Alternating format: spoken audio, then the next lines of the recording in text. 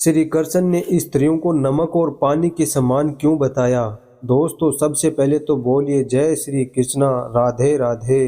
दोस्तों, मैं भगवान श्री कृष्ण से प्रार्थना करता हूँ कि जो भी मेरे चैनल राज शिव भक्त को सब्सक्राइब करता है उसके घर परिवार में खुशियाँ ही खुशियाँ भर दे। दोस्तों, भगवान श्री कृष्ण की लीलाओं के बारे में तो हम सभी अच्छी तरह से जानते ही हैं कि जब भी उनके भक्तों के मन में किसी प्रकार का प्रश्न या संदेह उत्पन्न होता है तो भगवान श्री कृष्ण अपनी लीलाओं से उनके मन की शंकाओं को तुरंत दूर कर देते हैं और उसे सही मार्ग पर ले आते हैं। दोस्तों, आपकी जानकारी के लिए बता दें कि एक बार सत्यभामा से संवाद करते हुए श्री कृष्ण ने स्त्रियों को नमक के समान बताया था। ऐसा कहने के पीछे भगवान की कौन सी लीला थी, इसके बारे में इस वीडियो में आपको बताया गया है। इसलिए मेरा आपसे अनुरोध है कि वीडियो को पूरा जरूर सुनें। दोस्तों, भगवान श्री कृष्ण की 8 पत्नियां थी। उन 8 पत्नियों में से सत्यभामा सबसे सुंदर थी, इसलिए उसे इस बात का बहुत घमंड भी था कि मैं सबसे सुंदर हूँ। और भगवान श्री कृष्ण भी अपना सबसे ज्यादा समय सत्यभामा के साथ ही व्यतीत करते थे। एक दिन सत्यभामा और भगवान श्री कृष्ण साथ बैठे हुए थे।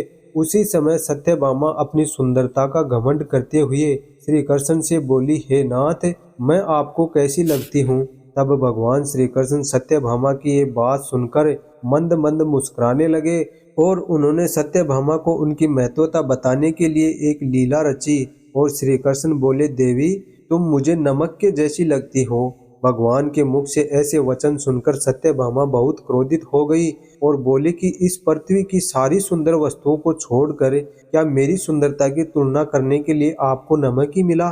क्या इस संसार में और कुछ भी नहीं था? तब सत्यभामा को क्रोधित देखकर किसी तरह से श्री कृष्ण ने उन्हें शांत किया और भगवान श्री कृष्ण बोले, अगर तुमको मेरी यह बात गलत लग रही है तो उचित समय आने दो, इसका जवाब तुमको समझ में आ जाएगा।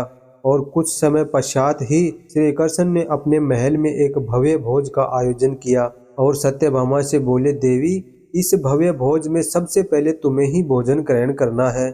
पति की आज्ञा मानकर सत्यभामा भोजन ग्रहण करने के लिए आसन पर बैठ गई। भोज में तरह तरह के पकवान परोसे गए। सत्यभामा ने जब पहले पकवान को चखा तो उनका मुंह खराब हो गया क्योंकि उसमें तो नमक ही नहीं था। फिर उन्होंने दूसरे व्यंजन को चखा, उसमें भी नमक नहीं था। इस प्रकार सत्यभामा ने बारी बारी से 4-5 पकवानों को चखा, लेकिन किसी में भी नमक नहीं होने के कारण वह अत्यधिक क्रोधित हो गई और चिल्लाकर बोली कि आज यह भोजन किसने बनाया है? मैंने इतने पकवान चख लिए लेकिन एक में भी नमक नहीं है, इसका क्या कारण है? तब सत्यभामा को क्रोधित हुआ देखकर श्री कृष्ण दौड़ते हुए उनके पास आए और बोले, क्या हुआ देवी, आप इतनी क्रोधित क्यों हो रही हो?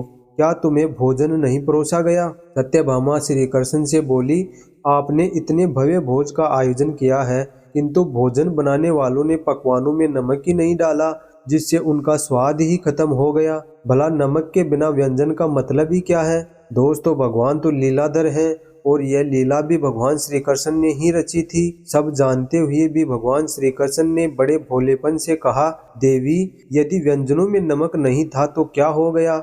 आप नमक के बिना भी इस व्यंजनों को खा सकती थी। भगवान के मुख से ऐसे शब्द सुनकर सत्यभामा और ज्यादा क्रोधित हो गई। तब श्री कृष्ण ने सत्यभामा को समझाते हुए कहा, देवी, स्मरण करो जब मैंने तुम्हारी तुलना नमक के साथ की थी और तुम उस तुलना के कारण बहुत क्रोधित भी हो गई थी।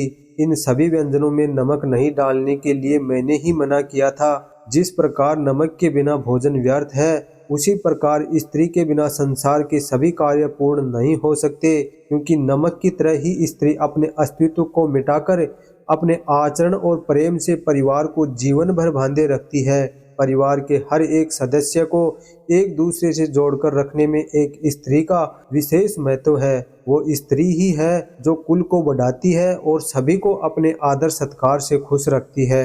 और स्त्री जल की तरह भी होती है, क्योंकि वह जिसके साथ भी मिलती है वैसा ही आचरण ग्रहण कर लेती है। अब यह सब सुनने के पश्चात सत्यभामा को ज्ञात हो गया कि यह श्री कृष्ण की लीला ही थी जो उन्होंने मुझे समझाने के लिए रची थी। तो दोस्तों इस कारण भगवान श्री कृष्ण ने स्त्रियों को नमक और पानी के समान बताया था। दोस्तों आज का वीडियो आपको कैसा लगा कमेंट करके जरूर बताना और हमारे वीडियो को लाइक कर देना व अपने दोस्तों के साथ में शेयर कर देना। और यदि अभी तक हमारे चैनल राज शिव भक्त को सब्सक्राइब नहीं किया है तो प्लीज चैनल को सब्सक्राइब जरूर कर लेना। वीडियो पूरा देखने के लिए आपका बहुत बहुत धन्यवाद। जय श्री कृष्णा।